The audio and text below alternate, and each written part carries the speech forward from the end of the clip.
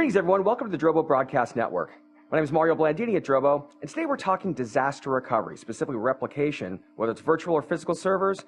We'll have a guest expert with us today, Jeff Reichard, who's a senior solution architect with Vision Solutions. How are you doing today, Jeff? I'm doing great, Mario. How are you? I'm doing fantastic, and having done a similar job as you in the past, we both know that most folks aren't protecting everything they should be or could be. So that's the topic of today's discussion. And as we go into the abstract, I think everyone knows protecting data is important, but for smaller organizations, cost, but also complexity have really been a limiting factor in the way smaller companies or departments do disaster recovery or an orchestrated failover of their applications. And we'll talk about how backup is important, and it continues to be in a solution with replication, but backup alone can't provide for the type of failover that folks are looking for in the event of a disaster where replication does. So we'll talk about how to do DR for virtual and physical servers and how to do it in an easy and affordable approach. So before we get started, Jeff, maybe you can give us a little bit of background on yourself and on DoubleTake. Yeah, absolutely. On a personal level, I've been in the data protection industry for close to 20 years now. I started in IT at Stanford University, managing enterprise backups using ADSM, and then after that, running the Windows System Group. After that, I went to a startup called Storage Networks, where I was for the late part of the 90s, and that was a infrastructure as a service, a storage service provider. And we did managed storage services, managed backup services. I did SAN implementations with EMC and network appliance and compact gear back at that point. For the past 10 years, I've been at Vision Solutions, who makes DoubleTake software, which is real-time byte-level data replication and failover software for Windows and Linux platforms.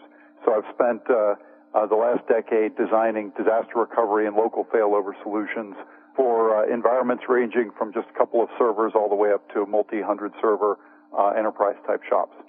And DoubleTake is recognized as the name in host-based replication, at least historically. So it's great to have you on the program to talk a little bit about DR.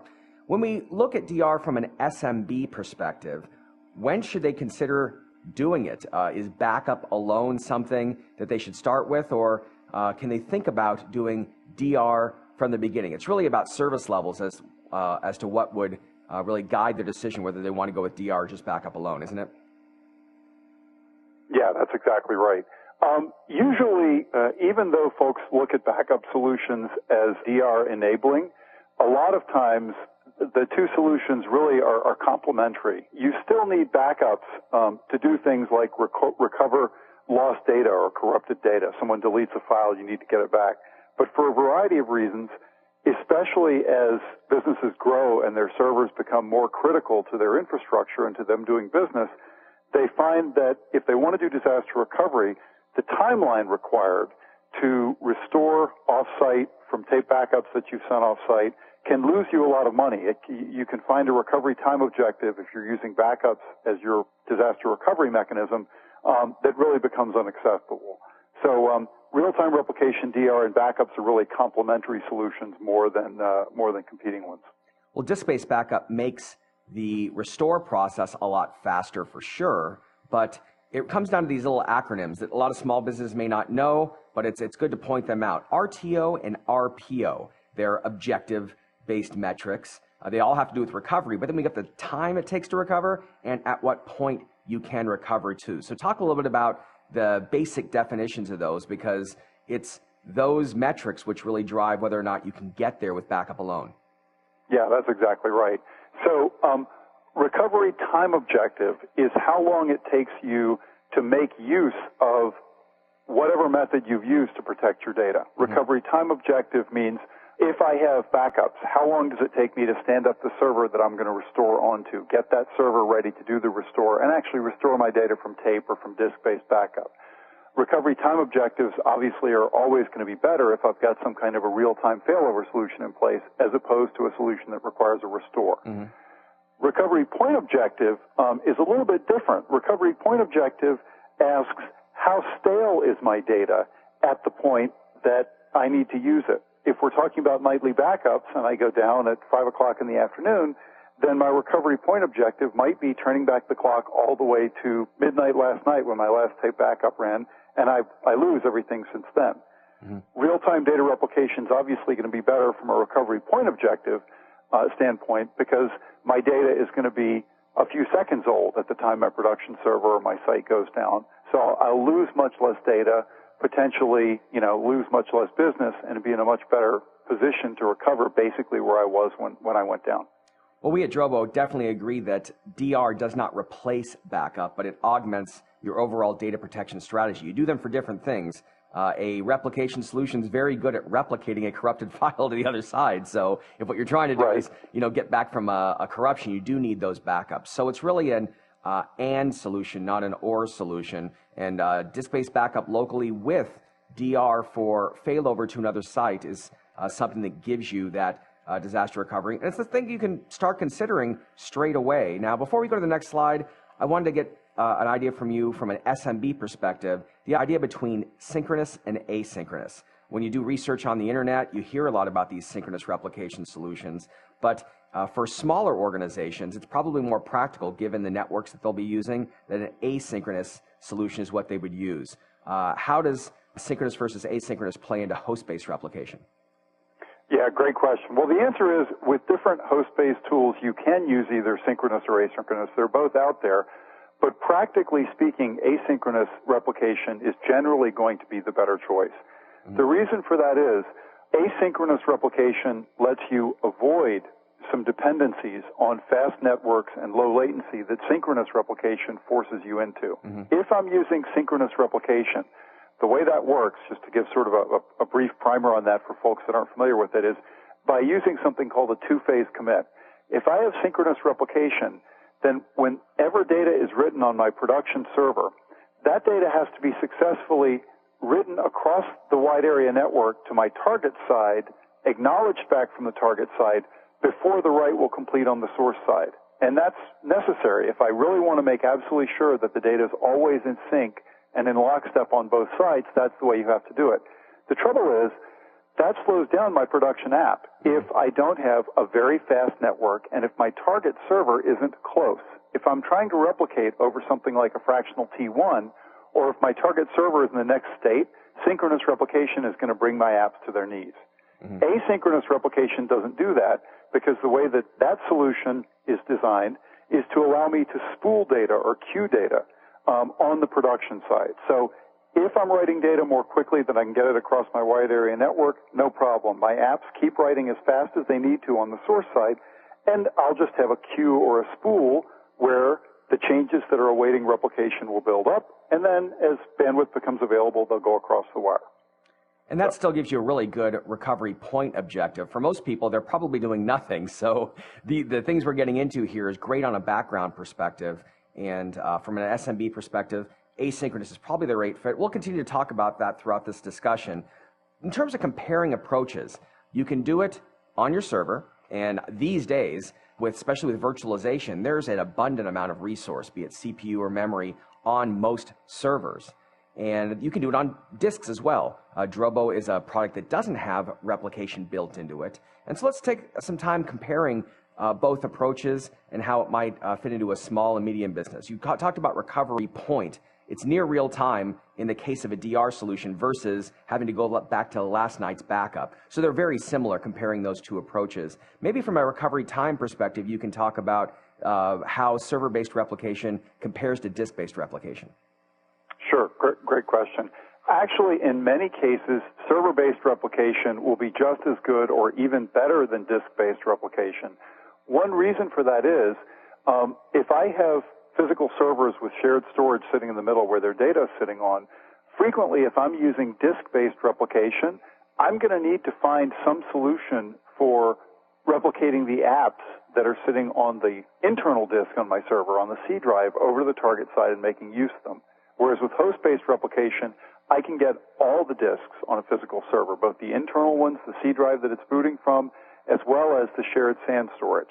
Additionally, for recovery time, server-based replication has the ability to monitor the source server, and when it goes down, have the target take over for it automatically, start my applications up, update the network, things like that. And those are not capabilities that are typically available if I'm replicating at the disk array level.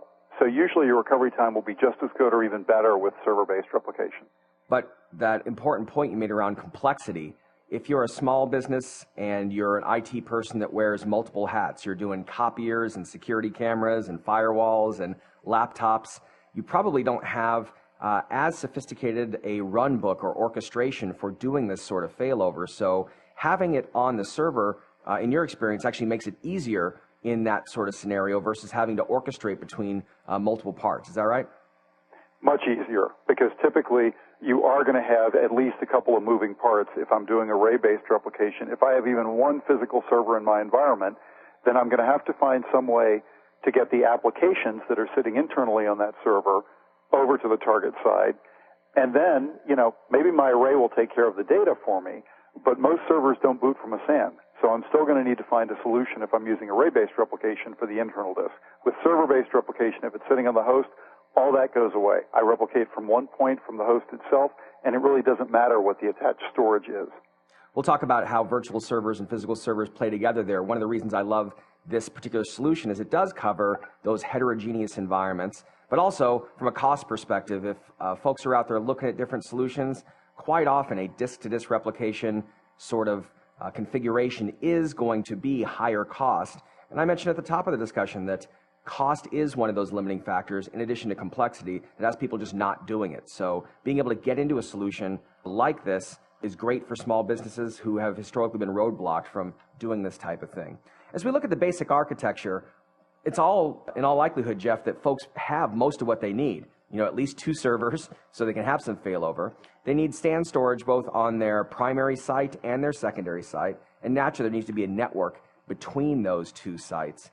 Replication either on the disks or on the servers itself.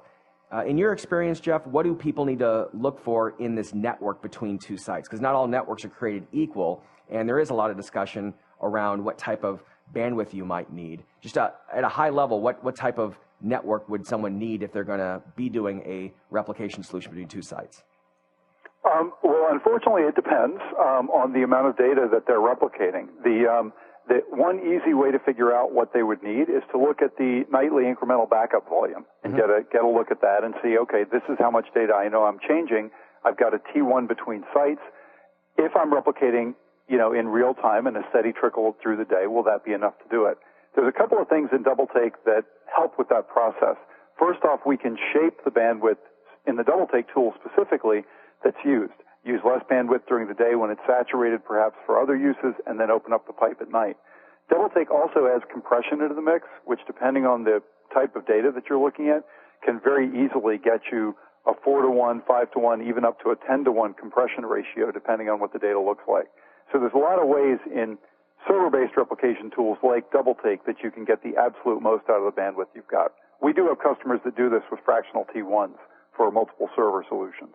Wow, that's fairly small. So it goes to show you that even a smaller organization with limited network can go ahead and do that. Maybe a real quick comment on your side, Jeff, around WAN acceleration and whether that provides a benefit in this particular case. I think a lot of folks may already have that in place. Does that complement what's going on with the DoubleTake stuff and make it even better, or how does that work? Yeah, absolutely. We have a lot of customers that put WAN accelerators in place and see 4-to-1, 5-to-1, or better improvements in the amount of data that they're getting across. That's usually for 2 reasons. If I'm looking at a WAN accelerator, I've typically got a wide area connection with significant latency between the sites. The protocol optimization in WAN accelerators speeds up everything that's TCP/IP related, and we benefit from that as well. And the compression and dedupe in most WAN accelerator products also really benefit a real-time replication solution like DoubleTake. Super. So let's talk about requirements real quick. I think cost effectiveness is certainly there. Easy to upgrade and easy to manage and having reasonable performance. I believe that not paying for the same function twice is also super important for the smaller organization. So using server-based replication allows you to get that solution without having to pay for it in the storage. For the smaller customers, what advice do you normally give them in terms of the things they should be looking for when choosing between different types of products for this solution? Well, typically what folks are going to be looking at is whether they want to replicate from within their apps. Do I want to set up SQL replication or Exchange replication if those are the apps they're looking at? Do I want to do it at storage or do I want to do it at the server level? The problems with storage level replication we've already talked about. Yep. You're locked into the same platforms on both sides. The costs escalate very quickly, and the required bandwidth escalates very quickly. App-based replication can look attractive, and in some places it's appropriate. The trouble with that is that if I replicate with my applications, then effectively what I'm doing is putting different tools in place for every different app I've got. My SQL guy has to handle my SQL replication. My Exchange guy has to handle my Exchange replication. And there can be things that fall through the cracks. So very frequently, especially if I've got multiple apps in the environment, a mix of physical and virtual servers, again, replicating at the server level with some kind of reasonably priced SAN infrastructure on the back end, like iSCSI SANs, can be the right way to go.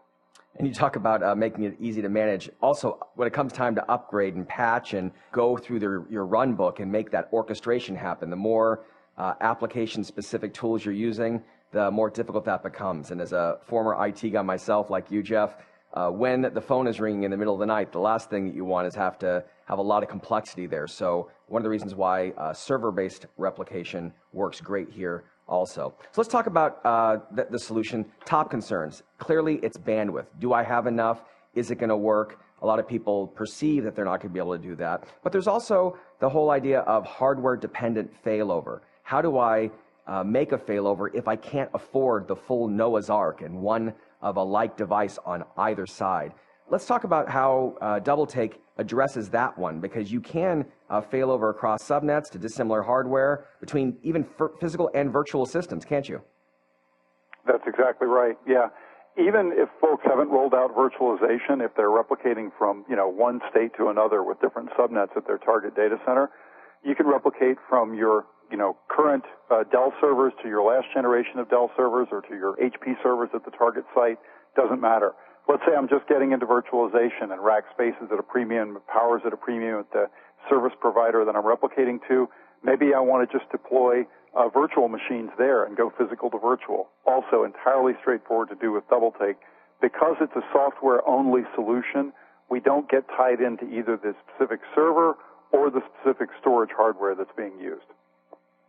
That's a big benefit. And even if you're not doing it for DR purposes, don't you have a lot of folks that will look to using this same approach to do migrations? Because I don't think anybody thinks those are fun. And being able to do a orchestrated type of failover really helps those migrations go quickly and limit your downtime. It's a huge use that we see actually for DoubleTake. There's a whole migration-specific version of DoubleTake called Move that people use for data center migrations and P2V projects.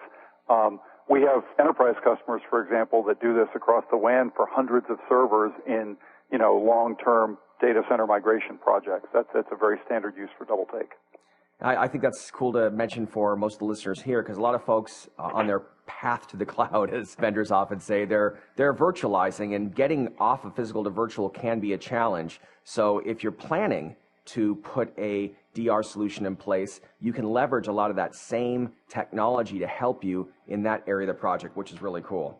All right, let's talk about full server protection and failover. In this case, we're talking about it being both hardware and application dependent. And if someone's looking at setting up the devices on the other side, Jeff, what do they need to think about in terms of how that setup works if their goal is to protect the full server? Okay, so this is one of the options for using DoubleTake specifically, that server-based, that host-based replication tool for failover. With this kind of solution, all that I do on the target side, and this applies whether it's physical or virtual, although we've got some optimization for virtual target environments that we'll talk about in just a minute. But with this kind of solution, all I'm going to do is stand up a target server, put a copy of Windows and a copy of DoubleTake on it, and DoubleTake is going to handle replicating not just my data, but also all system state information. My software, my binaries, patches that I apply to my source server, all get written across to the target. The target monitors the source for failure, and if the source goes down, the target basically just applies that replicated system state to itself. And once it does that, it reboots, and when it comes back up, it is the failed source. So I've essentially done the world's fastest hardware migration, just like we were talking about a minute ago.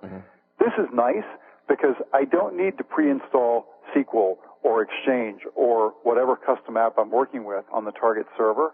I don't need to worry about keeping the target server patched to exactly the same level as the source or customizing my apps. DoubleTake handles all that for me. It's basically set it and forget it. And when I need to fail over, I know that I've got an environment on the target side that's going to be in lockstep with what I was using on the source.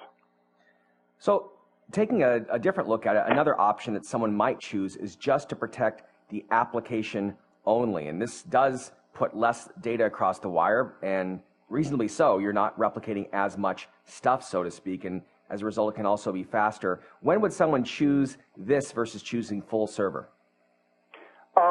There are situations where this is a better bet. If someone's failing over just a file server, there aren't custom apps that I need to worry about keeping configured on the target side. So it's just as easy to replicate only the files. And with app-level failover, DoubleTake will present the shares on the target on failover, update the network, and my users are productive again. If you're already using clusters on your source side, this is a better and faster solution for cluster-based failover than our full server failover solution. So, for example, an environment, business has grown basically from small to medium. They rely on SharePoint. They've clustered the SQL servers on the back end of their SharePoint. They can use full server for the front-end servers and for their other app servers in the environment, and then use app-level failover for the SQL cluster. So those are the typical solutions we'll see, where it's just a file server, or if they've got clusters on the source side, this can make sense. And in either case, the orchestration is handled by DoubleTake. It's not something that requires a lot of manual steps to put into effect. These are maybe not scripted. Scripted may be the wrong word, but automated and orchestrated types of failovers. That's exactly right. Yeah, there's a GUI user interface that walks you through what the services are that you need to start on failover, how that process is all going to look, and it's all examinable, modifiable as you go along. If you add new apps on the server, you can easily add them into the solution, et cetera. So very, very straightforward to modify. But whether you're doing full server or app-level failover, it's automated. Now, this piece of automation is very exciting. If I have a virtual server, either Hyper-V or ESX, in my target environment, which is very common for cost reasons. Someone's using a colo, or they have, rack space at a data center, and power and space are at a premium. They can virtualize on the target side, whether or not they're virtualized on the source side. This virtual recovery assistant capability lets them stand up one helper virtual machine on the target side. Basically, it's a data catcher, an appliance VM, that catches the data being replicated from all of their production servers. Then when one of the production servers goes down, this helper VM, the virtual recovery assistant, will spin up a replacement failover server automatically using the replicated disks that have been attached to it up until now. So this is really turnkey. In this example, where we've got, say, 4 servers over on the left that we're replicating, we wouldn't have to define 4 target virtual machines. Instead, all we have to do is to find that one virtual recovery assistant, replicate the data to him, and he'll take care of spinning up my failover servers on an as-needed basis. That does help out a lot. I think for most folks, they want to have a spare tire solution, not necessarily a full-size spare in the previous cases, because if there is a calamity, they want to get certain servers up first. And by doing this, you're just deploying a lot less stuff there on the secondary site, which can help folks out from a budgeting perspective. And no matter which way you choose, you get the benefits of the complexity. And for folks who are interested for more information at the end, we'll give you a link to a how-to guide that shows from the joint testing done between Vision Solutions and Drobo how you can use a Drobo in these environments, both cost-effectively and very easily. So as we go to put it all together, if you're going to do DR for an SMB, you can look at a couple different options from DoubleTake. One is the Virtual Guest Pack, which comes with 5 VMs, a nice size for most small businesses. There's a standard edition if you're doing any physical servers there. And on the Drobo storage side, we offer both a 8-bay and a 12-bay product that can give you the SAN storage that you need. In the picture, we're showing you on the primary side using the 12-bay SAN storage for business from Drobo, our B1200i, that has dual power. It also has support for SSDs, so it gives you a higher level of service on that primary side. On the secondary side, you need not deploy the same type of storage. So that's what's great about server-based replication. You can put the lower cost Drobo B800i, still supports all the clustering and failover that you might want on your server side, but at a lower cost on the storage. Both run iSCSI and look identical to the server that's using that. From a double take perspective, Jeff, are there any other comments you'd make about licenses and what people want to look at in terms of planning for their sized deployment? Yeah, one thing to think about in terms of licensing, and this isn't actually a double-take licensing concern, but it's something, cost is always an issue when you look at this. One of the advantages of the full server failover solutions that we've talked about so far in this talk are that they get you out of needing to license your applications on the target side. So if your planning involved having to have 2 copies of SQL, 2 copies of Exchange, 2 copies of whatever custom apps you're using, the system state replication solutions, whether it's Virtual Recovery Assistant or full server failover that we've been talking about up until now, make that go away because I only need the licenses that I'm already using on my production side. It's just a nice way that the solution can really cut costs for rolling out DR. I think everybody wants to do that. They want to make sure they're doing it at the lowest cost. So when they're going to their management team, whoever, they want to make sure that they're presenting something they know is going to work really great. And you could say from your experience, Jeff, that you've had customers from 5-person companies to 50,000-person companies making the same use of this type of technology in their environment. Absolutely, yeah. A lot of my customers are federal government customers, actually, who use this to replicate over satellite links to different parts of the world. It scales up to the biggest organizations, but it's flexible enough, again, because it's software only and really cost effective, that I also have law firms that use it that are, they have a handful of servers in the environment, and that's all they need to protect, and it works out great.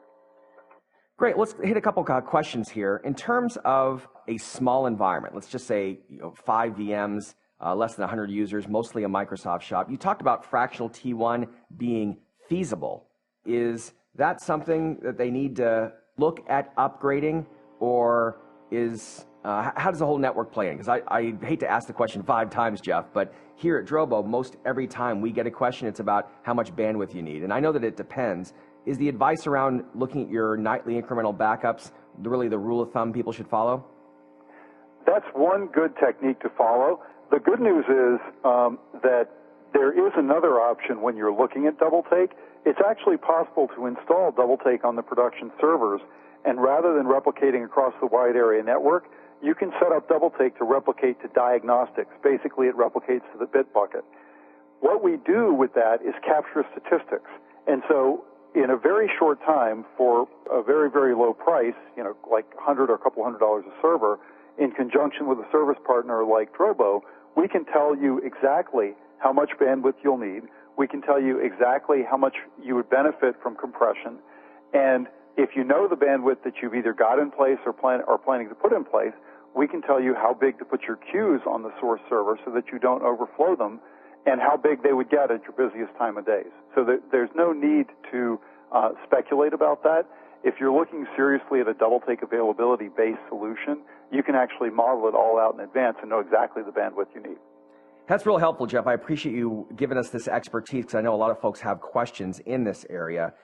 Protecting data is important. I think cost and complexity, not just I think, they are really truly roadblocks to smaller companies doing it for most of their data. And while backup is something you'll always hear Drobo tell you is very important, it alone can't get you those RTOs and RPOs you might be looking for. So if you want to do it in an easily and affordable way, one option is double-take availability, especially in a heterogeneous environment with the capabilities that Jeff discussed. So with that, I want to thank everybody for participating. If you have some additional questions or you want more information to include that detailed how-to guide on how to deploy this joint solution, you can go to www.drobo.com/DT as in double take to get that information. And there's some other links here that can give you access to folks over at Vision Solutions if you wanted to contact them directly. So with that, I thank everybody for listening today, and I want to especially thank you, Jeff, for spending some time and sharing your expertise with us. All right, tune in next time as we talk about even more solutions from a small business perspective here on the Drobo Broadcast Network. My name is Mario Blandini, and we'll see you next time.